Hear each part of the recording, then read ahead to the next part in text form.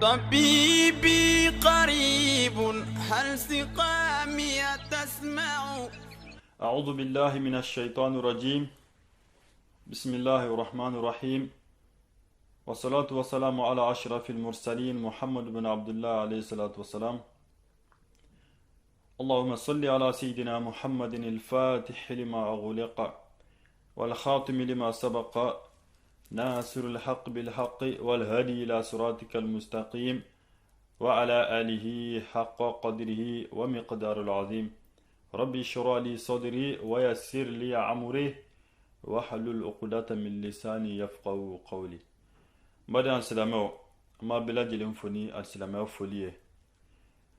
الله سبحانه وتعالى تنلين كفه كسلي كرا ولا صهر مامك كرا من يومنا ونيونتنا نوي أنكم تيجي محمد عليه الصلاة والسلام أنا سودنكو بلا جلن. الحمد لله رب العالمين. Dakuriya damado ni an sigilen an ka sigi nɔrɔma dɔ kɛnɛ kan ka sabu kɛ mun na dusukun banalen dɔ a ka kumakanw n'a ka ojo sera ma shetanɛ geren tigilamɔgɔ dɔw n'an ko shetanɛ geren tigilamɔgɔ dɔw u bagara ma k'an tu an'an ka karamɔgɔw ka fara an kanubaw ni kalandenw bɛɛ lajɛlen kan ka sabu kɛ mun na n'an ko shetanɛ geren tigilamaw alakira alayhi salatu wasalam don dɔ la a wulila a ka sahabaw cɛma a ko allahumma barik fi shamina wa fi yamanina ala an b'a ɲini fɛ i ka barika don an ka shamina an ka yamanina u ko qalu wa fi najidina u ko alakira an ka najidi fɛnɛ bɛ yen kira alayhi salatu wasalam a ye duwawu in ta ka segi fo siɲɛ fila siɲɛ sabanan a ko najidi ko shetanɛ biɲɛ n'o ye shetanɛ geren ye o bɛna bɔ o yɔrɔ la. donc kisa kalanaw ni recherche kalaw bɛɛ lajɛlen b'a dɔn k'a fɔ maa min yɛrɛ kɛ diinɛ ɲɛmaga ye n'o de bɔra najidi dugukolo kan ka wuli ka maaw tunu geren ka silamɛ bɛɛ lajɛlen kɛ kafiri ye ka alisilamɛ bɛɛ lajɛlen nɛni n'an b'a fɔ Muhammad bin Abdul Wahab ale ka hakilina lafasabaw. Alhamdulillah, kuma arabu kuma donso ko a ko iza nataqa safiyu fala tujibu fa khayru min ijabatihi as-sukut. ko ne laloma n'o ye dadɔnbali ye n'a kumana a ko i kana jaabi ko daden de ka fisa ka tɛmɛ a jaabili kan. donc mais an b'a fɔ o kuma o ye tiɲɛ yɔrɔ dɔ la mais Seydina Aliyu karamallahu wajha ale ko an ma cogo di a ka kumaw kɔnɔ a ko hina sakata ahlul haqqi anil batili tawahama ahlul batili annahum alal haqqi. a ko tiɲɛ dunkew aw minnu bɛ tiɲɛ kan ne tiɲɛtigiw y'u sigi k'u da de ka bɔ bataramaw ka manamana kama a ko bataramaw ni galontigɛlaw u bɛna lajɛ k'a fɔ olu de bɛ tiɲɛ kan. donc o kɔnɔna na ni sigi tɛ bɛn pour que an ka kuma in jaabi tɛ k'a fɔ an ka laɲini ye ale kelen ye ayi dalu yira don maa minnu bɛna lamɛn ka kuma ninnu da ɲɔgɔn kɔrɔ an bɛna n'an ka dalu n'an ka preuve ye ad-dalilu bid-dalil an ka taasira in n'o ye tijani ye a sigilen bɛ minnu kan jumɛn yɛrɛ don fɔlɔ dɛ. donc o de kɔnɔna na o de y'an bila ka kuma kanubagaw ni lamɛnbagaw fɛ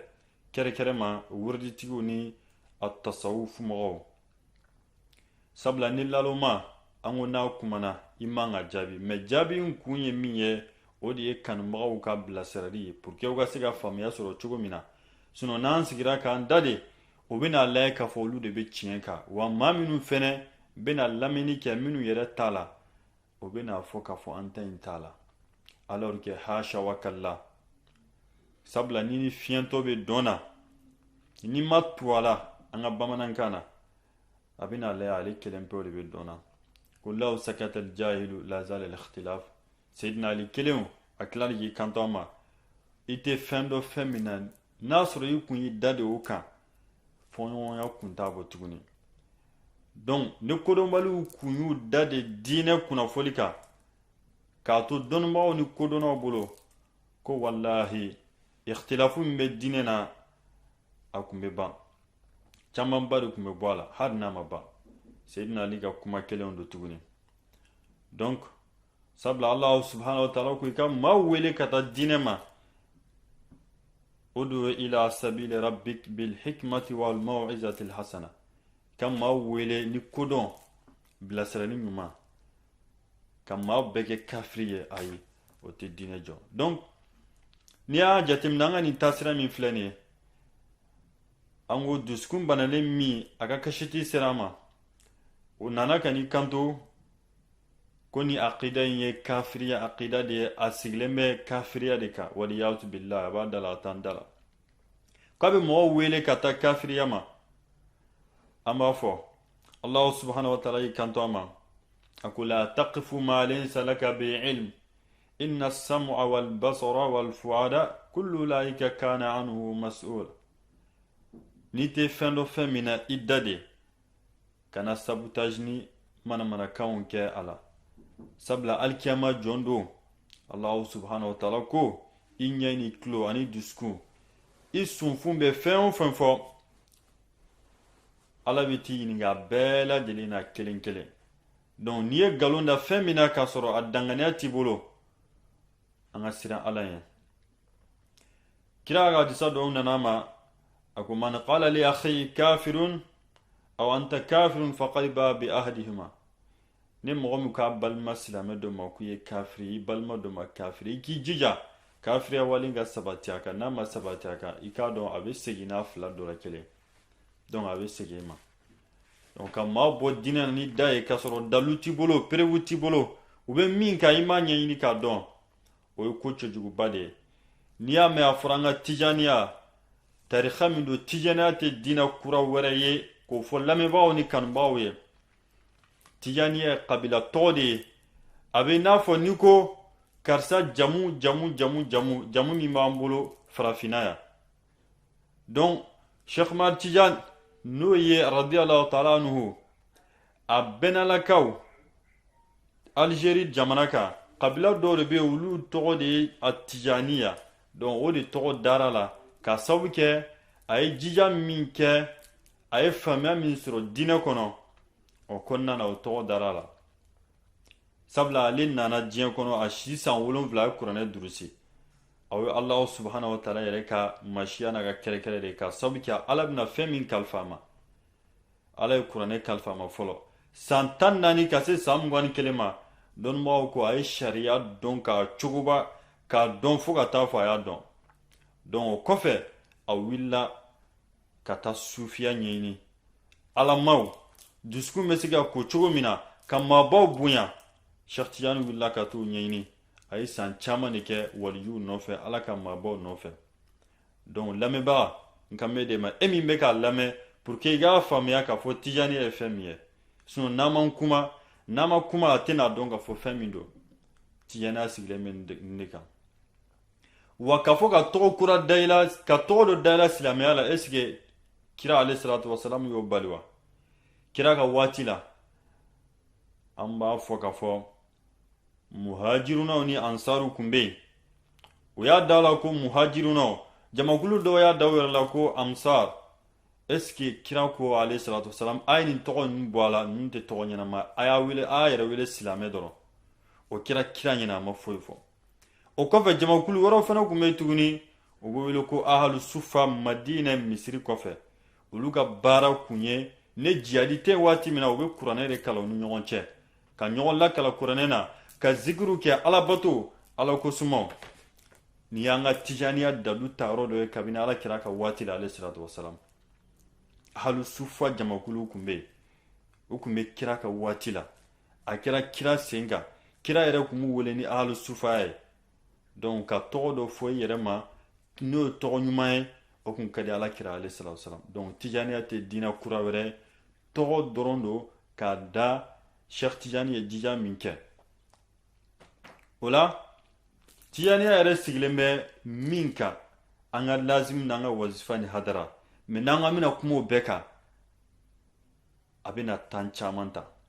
mais min ye an ka lazim ye don o don min bɛ kɛ o istighfaru siɲɛ 100 salatu ala nabi siɲɛ 100 la ilaha illallah o siɲɛ 100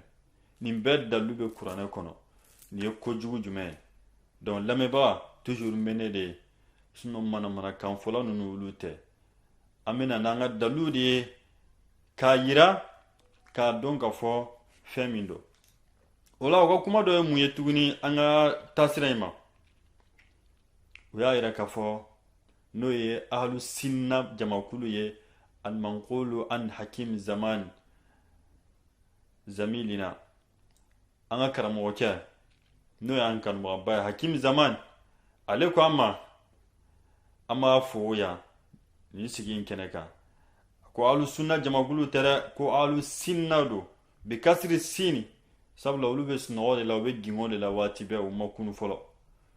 ka tɔgɔ in ta k'a da u yɛrɛ la ten k'a sɔrɔ o n'a man kan k'olu ye ahlu sunna wal jamaa de bɛɛ b'a dɔn ahlu sunna wal jamaa fɔra jamakulu minnu ma o ye mazhabu 4 tigilamɔgɔ de abu hanifata ni maliki ni shafi ni hanafi silamɛw de bɛnna olu kan k'u wele ahlu sunna anw ka tɔgɔ ye an ka tijaniya ye an dalen b'a la k'a fɔ tɔgɔ jugu tɛ wa an bɛ sa ka fɛnɛ insha Allah rabbi an ma tɔgɔ kura wɛrɛ ta ka taa danna mais tɔgɔ min b'olu la bibi na u bɛ ka ban u yɛrɛ ka tɔgɔ la n'an b'a fɔ wahabiyaya bibi na u bɛ ka ban a la k'u yɛrɛ wele ahlu sunna alors que ahlu sunna bɛ fɔ jamakulu 4 ninnu de ma mazhabutigi 4 olu de ye ahlu sunnaw ye alhamdulillah o tɛmɛnen kɔfɛ u ka kuma dɔ fɛnɛ mun ye n'u ka point dɔ ye u ko Allah subhanahu wa ta'ala ye ko anw b'a fɔ ale an ka sheikhu kɛrɛkɛrɛ ne sheikh Tijani ye ko ale y'a kɛrɛkɛrɛ ni wurudi sira dɔw ye ko ala kira o d'a ma ko sabula ko ala kira ko n'o kɛ o sabatira ko ala kira ko a ye silamɛya janfa a ma ka diinɛ dafa a kira ni min ye ko a m'o dafa waliyazu billah wallahi o t'an ka kuma ye an bɛna o dalu min ta o la k'a fɔ adamaden i kɛrɛkɛra ni nin ye ala ye nin kɛrɛkɛrɛ ni ye o n'i ka fisa ka tɛmɛ sahabaw bɛɛ kan mun kosɔn ala m'a di sahabaw ma kumadonsow ko khususiyati la taqtadi la afdaliyati k'a fɔ ko ala ye kɛrɛkɛrɛ ni nin ye o b'a yira k'a fɔ i ka fisa ni ayi o t'o yira i ni fɛn dɔ de ka kan ala b'o d'i ma o ni fasimantiya tɛ kelen ye sabula waati bɛɛ ni adamadenw mina al-ahkam takhtalif bi ikhtilafi zaman don bɛɛ n'a ka waati dɔ waati bɛɛ n'a ka kiriw donc o de kosɔn ala an ka sheikhu kɛrɛkɛrɛ ka nin d'a ma sabula waatiw bɛ ka tiɲɛ ka taa pour que a ka se ka jɔn dusukun ko ka maaw k'u ka hakɛw d'u ma yani ka bɛɛ to i ka bonya kɔnɔ u ma dankari kɛ maa si la an mɔkɛ ninnu donc u nana ka na fɔ ko al-yawma akmaltu lakum dinakum ko ala y'i kanto ala kira ma ko i ka diinɛ dafari ye foyi foyi tɛna fara diinɛ kan ko ni maa wɛrɛ nana nin ye ko b'a yira k'a y'o segin ko diinɛ kuma dafa de ayi bon o min fɔra a b'o aya in kelen ta mais aya min b'o kɔfɛ wa atmamtu alaykum ni'mati ala ko ale ye nɛɛma dafa aw kan o fɔra kira ka waati de la alayhi salatu wasalam n ye diinɛ dafa k'a d'aw ma ka tila ka n ka nɛɛma dafa aw kan o nɛɛma min kɛra o waati la ala kun kan ka jɔ o nɛɛma la a kun man ka nɛɛma wɛrɛ kɛ diɲɛ laban maaw ye anw min ala kun man ka nɛɛma wɛrɛ foyi k'an ye tuguni a kun kan ka dan o nɛɛma dɔrɔn de ma donc ne kuran a y'a fɔra juguyaw kana bali ani bɛnsɛnkɔniya ka ban maaw ma ka maaw kɛ kafiri ko diinɛ dafara ko ni diinɛ kura wɛrɛ nana o kɔfɛ ko o kɔrɔ k'i bɛ fu kan an b'a fɔ nin tɛ diinɛ kura wɛrɛ bal tijaniya nana ka na silamɛya ka na don balan bolo de an ka minɛ n'an sɛbɛ ye Sheikh Tijani ko ne silamɛya k'i ka min kɛ n'i m'a k'i sɛbɛ ma k'i ka t'i ka wurudi kurakuraya donc an y'a yira k'a fɔ nɛɛma min ala ko k'a y'a dafa kira ka waati la mun kosɔn ala bɛ ka nɛɛma min k'anw ye bi a ka ca a se ka jate wa in ta'uddu ni'matallahi la tuhsuha n'a k'a bɛ ala subhanahu wa ta'ala ka nɛɛma jate a t'a dan don ala bɛ ka nɛɛma de kɛ waati bɛɛ bon ni nin kuranɛ aya in de dara ɲɔgɔn kɛrɛfɛ k'a fɔ k'a ka diinɛ dafara ye donc fo an ka faamuya an ka miiri an ka bɛnsɛnkɔniya ni hasiriya an k'o dabila an ni ɲɔgɔn cɛ surtout an de ye silamɛ kelenw ye kira ko amma ko hayati khairun lakum wa mamati khairun lakum alika nyanama wa here de yawma aka fatulu fene here de yawma hal kira fatulen kofe ibaye abe famia kura de dislamoma abe hakilna nyuma de dislamoma wati be chew baw de bina silamaya la mi se ga silamaya de me chogomina donc o de kira cheikh jan ga hakilna ala kira ya to barzakhu kono kana cheikh jan nu kanu kerkeren ni nuye pour que wa se ga silamaya de mena chogomina o be kira here de silamoma maintenant ko adana kira tala ko kira ma minke autoke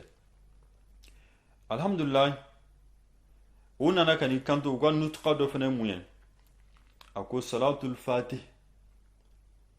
ko ne ango salatul fatih ko abaraji na fasmantiya ko be na fo ni qur'ane kalam ba woro ko anu de binyon pc